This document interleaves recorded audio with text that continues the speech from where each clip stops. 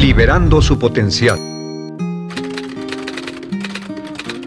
Hablando de potencial humano, ¿alguna vez se han preguntado a qué se debe la gran disparidad de resultados y desempeño entre una persona y otra? Una persona que percibe $250,000 anuales no es 10 veces más astuta ni mejor que una persona que percibe $25,000 anuales. ¿Por qué la diferencia de 10 veces sus ingresos? Y si tomamos a una persona que percibe $2,5 millones al año, ¿será esa persona 100 veces mejor, más astuta que la persona que gana $250,000? Imposible. En un estudio reciente de coeficiente intelectual probaron a 1,000 personas de una cierta población y llegaron a la conclusión de que la mejor persona entre los 1,000 solo era 2,5 veces más astuta que la persona de menor coeficiente intelectual. Solo 2,5 veces la disparidad, y tal vez eso sea con toda la población. ¿A qué supone que se debe la diferencia? Al hablar de potencial humano, llegamos a una fórmula que deduje hace algunos años. Tal vez eso lo explique un poco.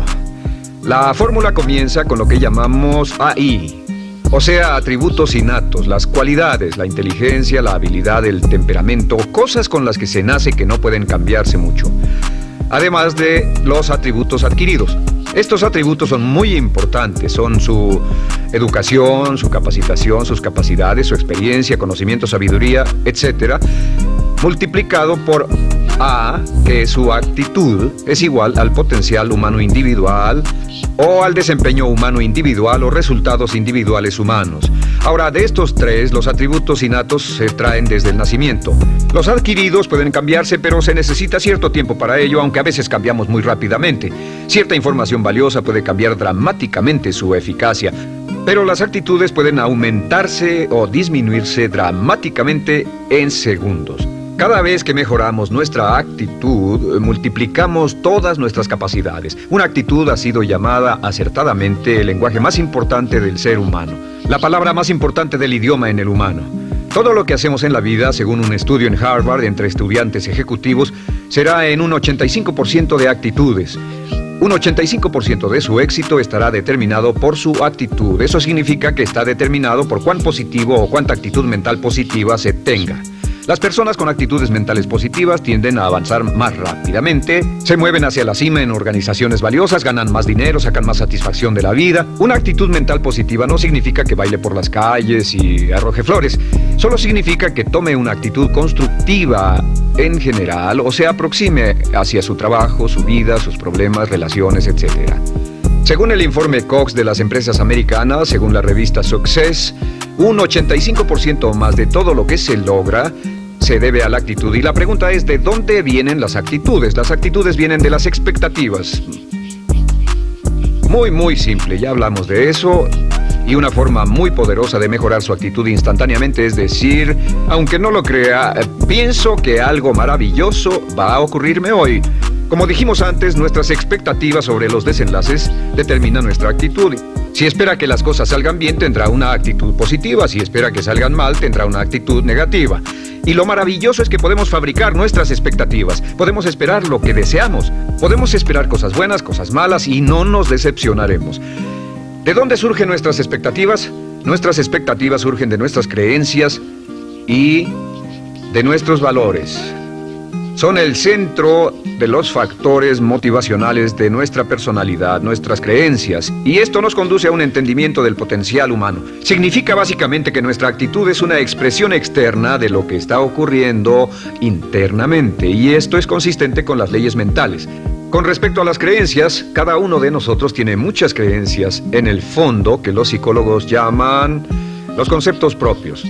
El concepto propio, o su descubrimiento, es considerado por muchos como el logro único y más importante para comprender el desempeño humano en el siglo XX. Yo estoy de acuerdo. El concepto propio es, como si queremos usar una analogía militar, el centro de mando. O si queremos usar una analogía técnica, es el programa central de su computadora básica.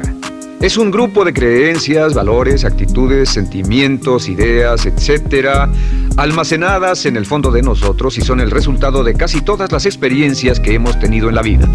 Y algunos investigadores dicen que el concepto propio comienza a formarse aún antes del nacimiento, pero el concepto propio, una vez colocado, Precede, predice y determina sus niveles de eficacia y desempeño en todas las áreas de nuestra vida. El concepto propio se convierte en el centro de mando o el programa maestro. El concepto propio de este grupo de creencias determina lo que dirá, lo que hará, cómo actuará, cómo se siente y reacciona, etc. ¿Qué significa esto? Significa que todas las mejoras en su vida externa, todos los cambios en su realidad comienzan con un cambio en su concepto propio. Les voy a explicar lo que significa. Esta es una gráfica muy simple. Hablamos de potencial humano y decimos que la persona promedio usa un 10% o menos de su potencial. Según investigaciones, tal vez es mucho menos. El Instituto Stanford Brain en Santa Clara, California, estima que tal vez se aproxime a un 2%. Seremos generosos y diremos que la persona promedio usa un 10%. Significa que en los mejores casos, la mayoría, como usted o yo, no usamos un 90% de nuestro potencial. Uno de los mejores filósofos, Oliver Wendell Holmes, dice que la tragedia de la persona promedio es que llegan a la tumba con su música aún por dentro. Aún están funcionando con mucho menos de su potencial total. Y esto es el potencial humano. Sabemos que existe una relación directa entre el potencial humano y el concepto propio. Pero como nuestros conceptos propios o nuestras estimaciones de nosotros mismos generalmente son mucho menores de lo que debieran ser, nuestro nivel de desempeño y eficacia también es menor. Sabemos que nuestro concepto propio es altamente subjetivo. ¿Qué significa esto? Significa que el concepto propio, lo que pensamos que es cierto sobre nosotros mismos, no está basado en la realidad, está basado en información que hemos tomado y aceptado como cierto, hasta el grado en que creemos lo que sea de nosotros mismos y se vuelve cierto para nosotros porque actuamos de una forma consistente con ello. Algunas personas que leen sus horóscopos y creen en horóscopos predicen su futuro. Hay algunas personas que toman la crítica y las opiniones de otros a quienes ni siquiera respetan y hacen suyas esas ideas, dando un resultado muy negativo.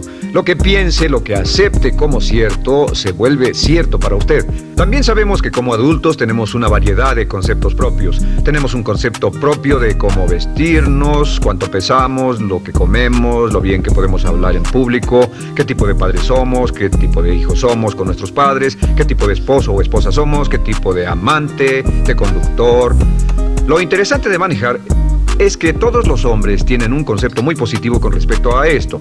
Las mujeres no entienden esto, pero los hombres nacen con un genio inherente para manejar. Todos los hombres son choferes excelentes. Si no lo creen, todo lo que tienen que hacer las mujeres que están viendo esto es pensar en la última vez que trataron de corregir la forma de conducir de un hombre y recordarán que no obtuvieron buenas respuestas. ¿Cómo respondemos ante alguien que desafía nuestro concepto propio, sugiriendo que no somos las personas que pensamos ser? Estamos a la defensiva, nos enfadamos, nos irritamos, es difícil que nos traten. Tenemos un concepto propio de lo creativos que somos, lo inteligentes, lo rápido que leemos, lo bueno que somos en los deportes, y si practicamos una gran variedad de ellos, tenemos un concepto propio para cada uno de ellos. Tenemos un concepto propio de lo bien que cocinamos, de lo bien que educamos a nuestros hijos, de lo bien que limpiamos nuestra casa, los autos que manejamos, etc.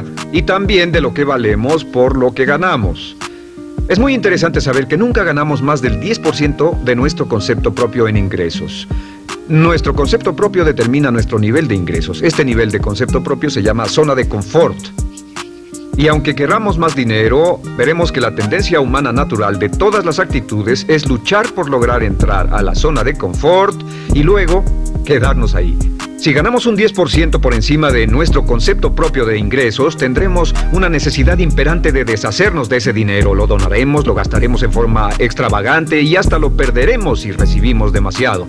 Las personas que ganan la lotería siempre están quebradas a los 2 o 3 años. Queman el dinero porque ese dinero está más allá de su concepto propio. Si gana 10% o menos de su nivel de concepto propio, se descubrirá luchando, trabajará más duro, más tiempo, pensará en forma más creativa, buscará diferentes formas para aumentar sus ingresos o sus segundos ingresos. La única forma de mejorar cualquier parte de su vida, incluyendo sus ingresos, es aumentando el nivel del concepto propio de sus ingresos, comenzando a pensar en usted como si estuviera ganando más dinero. Si quiere bajar de peso, la única forma en que podrá lograrlo es pensando en que está delgado. Piense en usted mismo como una persona más delgada. Si quiere volverse una persona más popular, más amorosa, más feliz o más sana, comience a pensar una y otra vez en esas cosas hasta que se vuelvan parte de su nuevo concepto propio. Hablaremos de eso más adelante. Es una parte esencial de la programación de su mente hacia el éxito.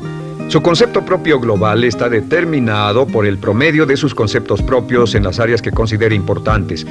Ahora, su concepto propio está formado de 3 partes críticas. La primera parte del concepto propio es el ideal propio. El ideal propio es la persona que más desearía ser, es su idea de lo que constituye un ganador, es su visión ideal de lo mejor que puede ser usted. Nada más, una de las cosas que sabemos de las personas con éxito es que las personas con éxito tienen ideales propios muy claros, ideales claros de quién quieren ser en el futuro. Las que no tienen éxito tienen ideales muy vagos. El número 2 es la autoimagen.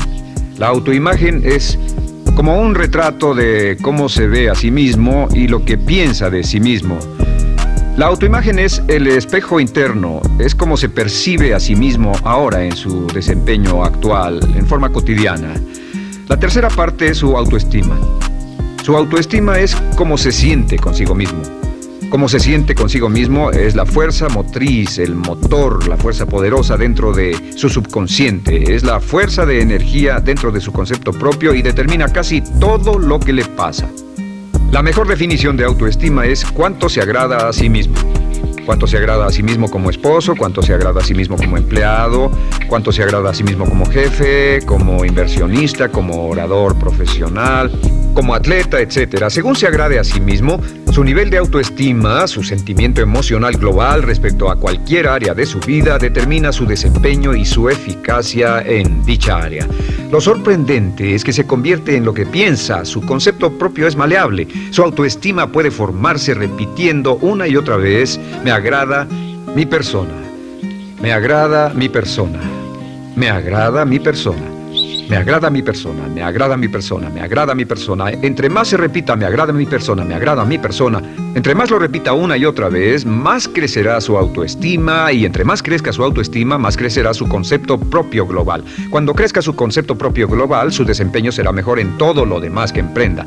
Cada vez que diga me agrada mi persona, me agrada mi persona, me agrada mi persona, me agrada mi persona, me agrada, será como bombearse psicológicamente. Todo lo que pase que haga que su autoestima suba hará que se comporte mejor. Todo lo que haga que su autoestima baje hará que se comporte peor, que cometa errores, que sea infeliz, etc. Un punto crítico de agradarse a sí mismo, sobre autoestima y agradarse a sí mismo, es que, número 1, nunca puede querer a nadie más de lo que se quiere a sí mismo. Que su nivel de autoestima es determinante de la calidad de relaciones que tenga con los demás. Y número 2 es que nunca puede esperar que nadie más lo quiera o respete más de lo que se respeta a sí mismo. Cuanto se agrade o se respete a sí mismo determina sus actitudes hacia usted. Todas las escuelas de psicología actualmente están de acuerdo en el hecho de que depende de lo que usted realmente se quiera y se respete a sí mismo como un ser humano valioso e importante, tiene efecto sobre todo lo que le pase. Cuánto se agrade a sí mismo, y lo que puede hacer es mejorar su autoestima diciendo me agrada mi persona, me agrada mi persona, me agrada mi persona, me agrada mi persona. Y esto nos lleva a la pregunta: ¿de dónde viene el concepto de autoestima? Y descubrimos que el concepto propio es maleable, puesto que no nace con este concepto propio, no nace con ninguna idea sobre sí mismo, no nace con autoimagen ni autoestima, nace en cierto modo como potencial propio. Es la mejor forma de plantearlo. La persona promedio llega al mundo como potencial puro y no tiene el concepto propio de que todo lo que es ahora, todo sentimiento que tiene, toda actitud o valor, tuvo que aprenderlo en el transcurso de su vida. También sabemos que el niño llega al mundo con una necesidad imperante de amor y contacto. Y como una gran cantidad de investigaciones lo indican, necesitamos mucho amor y contacto durante toda nuestra vida, pero en especial durante nuestros años de formación, porque de niños aprendemos quiénes somos, cuánto valemos, si somos importantes, inteligentes, amorosos, chistosos. Todo esto lo aprendemos por la forma en que nuestros padres nos tratan. Si nuestros padres, nuestros parientes, tíos o tías, en especial nuestros padres, nos tratan como si fuéramos realmente importantes, crecemos pensando que somos realmente importantes, pero si nuestros padres no lo hacen, pasa algo más. Sabemos que los primeros años de vida son los más importantes para el desarrollo del concepto propio, que un niño comienza a partir de cero. El niño nace sin saber quién es él o ella. Son sumamente valiosos el primero, segundo, tercero, cuarto y quinto años de vida. Algunos psicólogos pensaban que eran los 5 primeros años, pero ahora dicen que son los 3 primeros años. En sus 3 primeros años de vida el niño aprende quién es, y dicen que si se les da suficiente cantidad y buena calidad de amor en los 3 a 5 primeros años, los prepara usted de por vida. Los coloca en una base sólida de autoestima y confianza en sí mismos, valor e importancia realmente. Existe una relación directa entre la calidad y la cantidad de amor y el desarrollo de una personalidad sana. Entre más amor, amor incondicional, reciba un niño en sus años formativos, más fuerte será la base de su personalidad. El reverso de la educación es que casi todos los problemas de psicosis, neurosis, perturbaciones de la personalidad y problemas de comportamiento surgen de los problemas que se tengan con el concepto propio. Ahora observemos a los adultos. Aquí está nuestra personalidad adulta. Si nos observamos, podemos llegar a reparar nuestras bases, por así decirlo, repitiéndonos una y otra vez: me agrada mi persona, me agrada mi persona, me agrada mi persona, y llevamos ese concreto reparador hacia la base de nuestra personalidad. Los niños necesitan el amor como las rosas necesitan la lluvia. Los niños que carecen de amor a menudo mueren por escasez de amor. Es una enfermedad llamada marisma. Ahora, ¿qué más sabemos sobre los niños? Sabemos que los niños llegan al mundo con dos atributos notables. El primero es que no sienten temor. Los niños nacen sin temores. No temen a nada excepto a caerse y a los ruidos fuertes. Y esto se expresa en sus actitudes: yo puedo. Los niños llegan al mundo pensando que pueden hacer cualquier cosa, y quien haya criado a un niño hasta la edad de 3, 4 o 5 años sabe que debe pasar esos primeros años evitando que se maten, porque son como pilotos japoneses, porque no le tienen miedo a nada. Su segundo atributo es que llegan al mundo totalmente espontáneos. Dicen lo que quieren, hacen lo que quieren, son totalmente desinhibidos. Totalmente. Ellos no temen hacer nada de lo que desean, y esto se expresa en su actitud: no quiero. No tengo que hacerlo. Si ha tratado de controlar a un niño, lo habrá visto. Lo primero que dicen cuando comienza a darle órdenes, lo primero que aprenden es: no tengo que hacerlo. Claro, a veces cambiamos sus mentes de una u otra forma, pero estos son los dos atributos con los que los niños llegan al mundo. Llegan al mundo sin temores y desinhibidos. ¿Qué significa esto? Significa que nuestro derecho innato natural es no ser temerosos y ser desinhibidos. Y solo cuando podemos crear la misma situación en nuestra vida adulta, cuando no tememos y somos desinhibidos, nos sentimos a gusto con nosotros mismos. Las mejores organizaciones, las mejores compañías son las que crean un ambiente donde nos sentimos sin temores y sin reservas para ser nosotros mismos y para hacer lo mejor de nosotros. Al crecer descubrimos que los niños aprenden de dos maneras. La primera es por imitación. Imitan a uno o a ambos padres, en especial al padre dominante. Algunas veces el padre dominante cambiará cuando crezca el niño, y a veces los niños imitan al padre, a veces a la madre, pero aprenden por imitación. Muchas características y hábitos que tenemos como adultos los aprendimos de nuestros padres. ¿Alguna vez ha tenido la oportunidad, ha tenido la ocasión de gritarle o reñirle a uno de sus hijos? Verá que le dice las mismas cosas que le dijo su padre a usted cuando era niño. Así que imitamos. A veces imitamos su caminar, a veces su forma de hablar, a veces imitamos sus valores, sus creencias, etc. Aunque esos valores y esas creencias no tengan ningún valor. ¿Por qué? Porque nuestros padres eran así cuando nosotros éramos niños.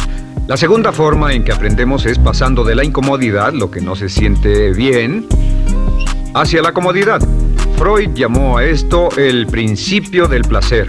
O sea que nos movemos hacia aquello que nos hace sentir cómodos, lo que nos da placer, lo que nos hace sentir bien con nosotros. Nos movemos de la incomodidad hacia la comodidad. Así es como aprendemos a no mojar el pañal, por ejemplo. Sabemos que no es agradable caminar con popó o pipí en nuestros pañales. Vemos lo que hacen nuestros padres, vemos lo que nuestros parientes hacen y decimos: estas personas no hacen lo que yo. Así aprendemos a caminar y lo demás. Así que de la incomodidad hacia la comodidad.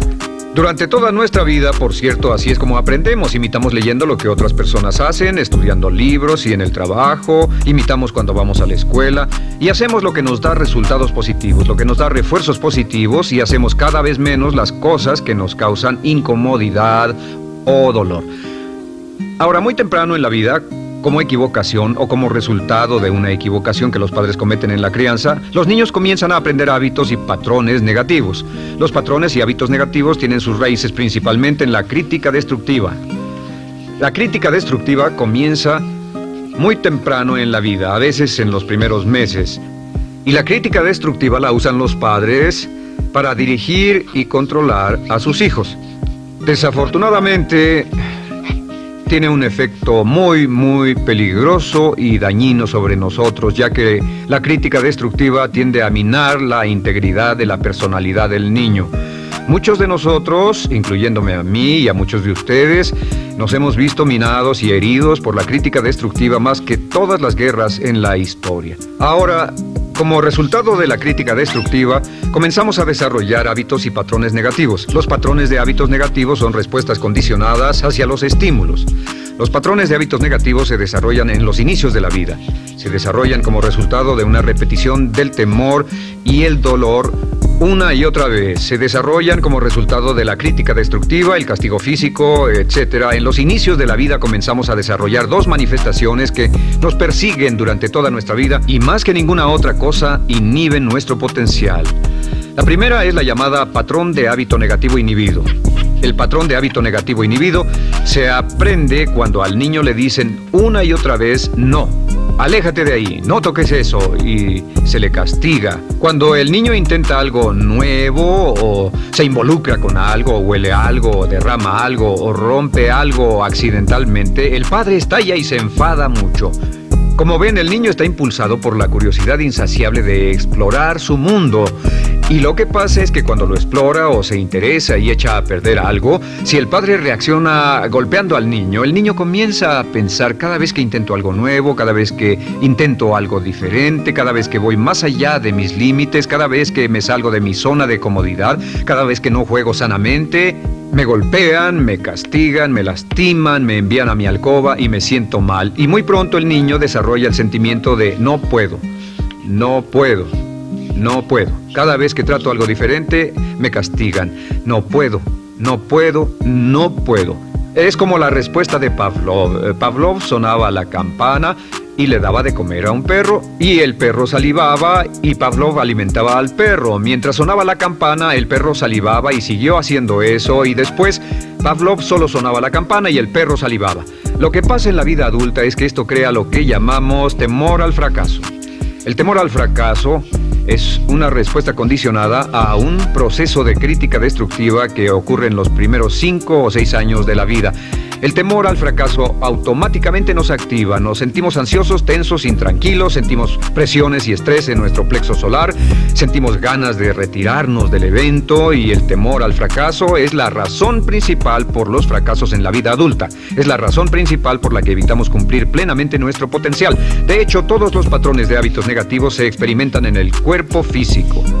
Puedes saber cuál es un patrón de hábito negativo porque se siente en el cuerpo físico, precisamente. El patrón de hábito negativo inhibido, el temor al fracaso, el no puedo, ocurre primero que todo en el plexo solar. ¿Ha tenido la ocasión donde debe hablar frente a un grupo, debe ir a una revisión de su desempeño o debe hacer una llamada determinante? Primero su plexo solar se aprieta. Si el temor continúa, su respiración se acelera. Su corazón comienza a latir apresuradamente, su frecuencia respiratoria aumenta y le duele la cabeza como migraña en la parte frontal, su garganta se le cierra y no puede hablar y se le seca la boca por completo. Y como se pone tan tenso y asustado, va corriendo al baño. Estas son todas las manifestaciones. No hay peligro físico, pero sí peligro psicológico, una respuesta condicionada. Cuando sentimos estas cosas, la tendencia es retirarse de la situación que las ocasiona y es la razón por la que no logramos mucho si retrocedemos. Es muy importante. El segundo patrón de hábitos negativos es el compulsivo.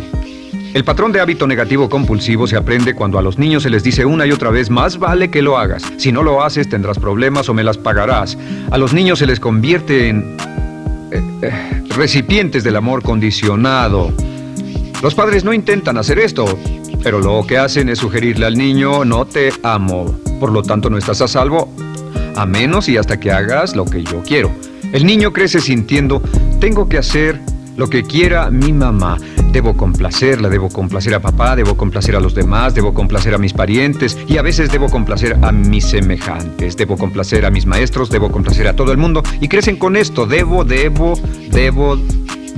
No puedo hacer lo que quiero hacer, debo hacer lo que complace a las demás personas. Este patrón de hábito negativo muy temprano en la vida se traduce en el temor al rechazo.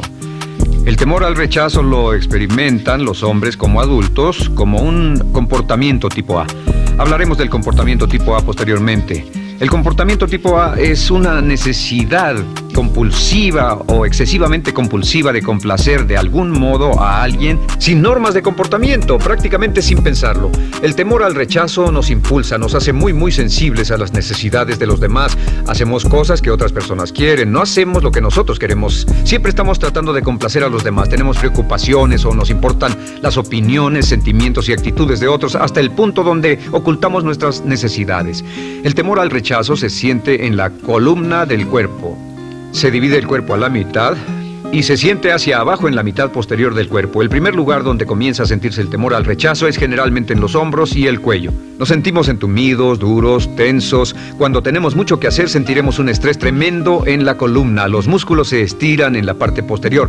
A veces se manifestará como flebitis y venas varicosas y a menudo nos darán dolores de cabeza en la parte posterior de esta porque las arterias carótidas que llevan la sangre hasta la cabeza, los músculos a su alrededor se contraen y la cantidad de sangre que fluye hacia la cabeza fluye más lentamente y se siente un terrible dolor de cabeza en la parte posterior.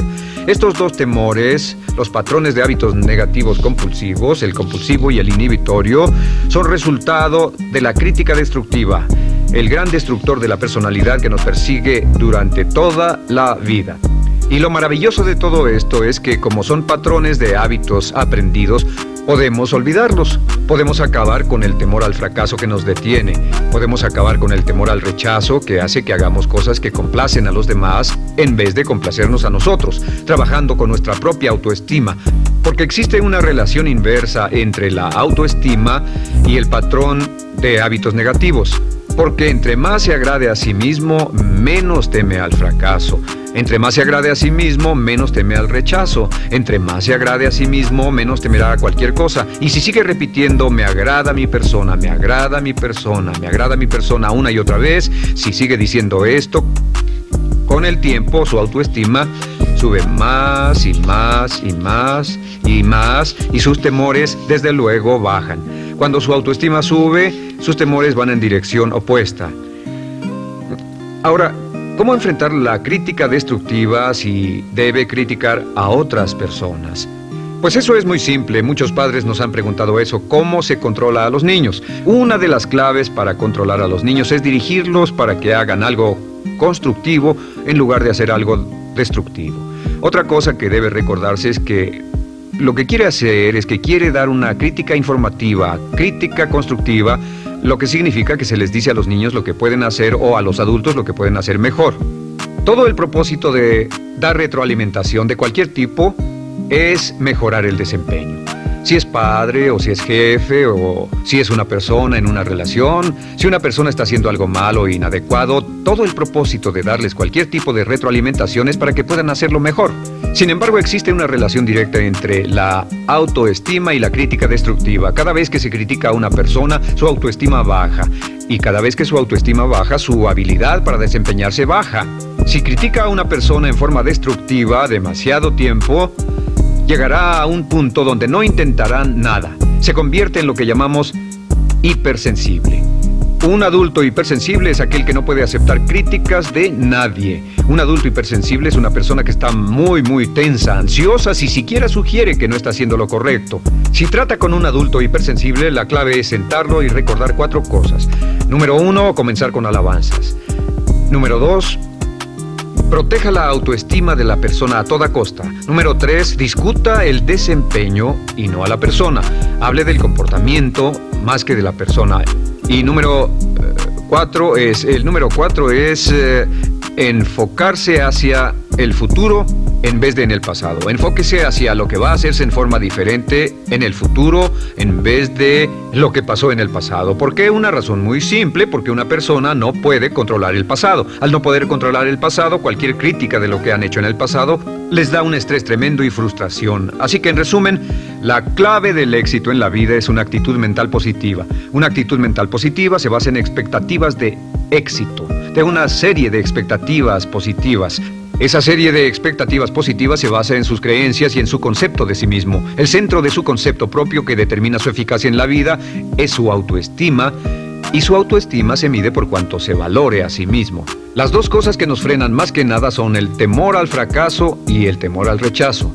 Y uno de nuestros secretos centrales de éxito es este: Conviértase en un organismo generador de autoestima perpetua. Haga continuamente cosas para usted mismo, hacia sí mismo en su vida, que hagan que se agrade a sí mismo, que se ame, que se acepte, que se respete, que hagan que se sienta fantástico con usted mismo. Si es un jefe o un padre, no olvide que la clave para el máximo desempeño en su hogar y en su trabajo es hacer que las personas se sientan maravillosamente consigo mismas. Entre mejor se sienta consigo mismo y más se agrade, más probable será que logre que las personas a su alrededor lo quieran, lo acepten, lo respeten.